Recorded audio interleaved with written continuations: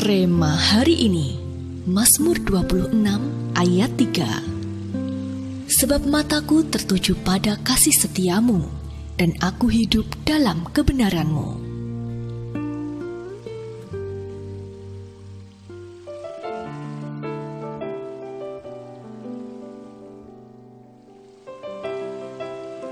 Keluarga yang harmonis menjadi saluran berkat bagi banyak orang, sehat jasmani dan rohani.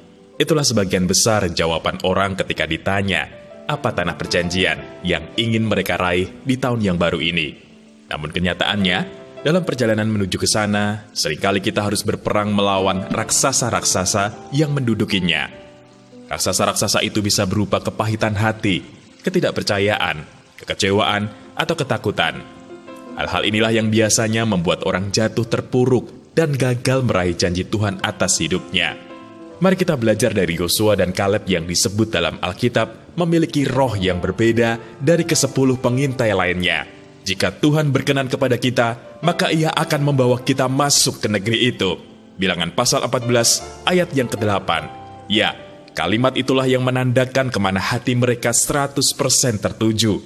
Saat yang lainnya fokus membandingkan betapa besar raksasa yang akan mereka hadapi dengan betapa lemahnya diri mereka yang mereka sebut sendiri seperti belalang, Yosua dan Kaleb bisa melihat Tuhan terlebih besar dan berkuasa dari semuanya itu.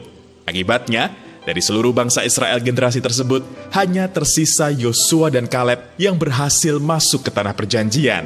Di tahun Roh Kudus ini, mari kita setel ulang fokus hati kita. Arahkan hati kita sepenuhnya tertuju pada kasih setia dan kebenaran Tuhan. Karena hanya dengan cara demikian, kita dapat memiliki iman untuk mengalahkan setiap serangan si jahat yang senantiasa menghalangi kita masuk dalam penggenapan rencana Tuhan atas hidup kita. Perbanyak porsi perenungan firman Tuhan, bangun pondok Daud lebih lagi, naik ke loteng atas, dan lebih intim lagi dengan Tuhan. Singkirkan segala sesuatu yang tidak berkenan di hadapan Allah dari hati kita dan penuhi diri kita dengan kekudusan. Maka percayalah, kita akan mengalami karya Roh Kudus dengan level yang belum pernah kita alami sebelumnya. Apakah yang dimaksud dengan hati yang 100% tertuju hanya kepada Tuhan?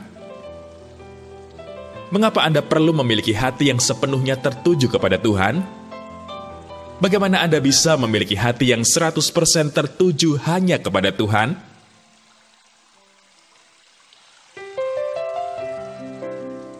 Bapa, singkapkan mata hati kami, sehingga kami dapat melihat dan percaya betapa besar pengharapan, betapa kaya kemuliaan, dan betapa besar kuasa yang terkandung dalam nama Yesus. Sehingga di tahun yang baru ini, Roh Kudus dapat berkarya secara dahsyat atas hidup kami.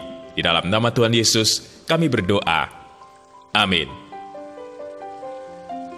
Hati yang murni adalah hati yang 100% tertuju hanya kepada Tuhan.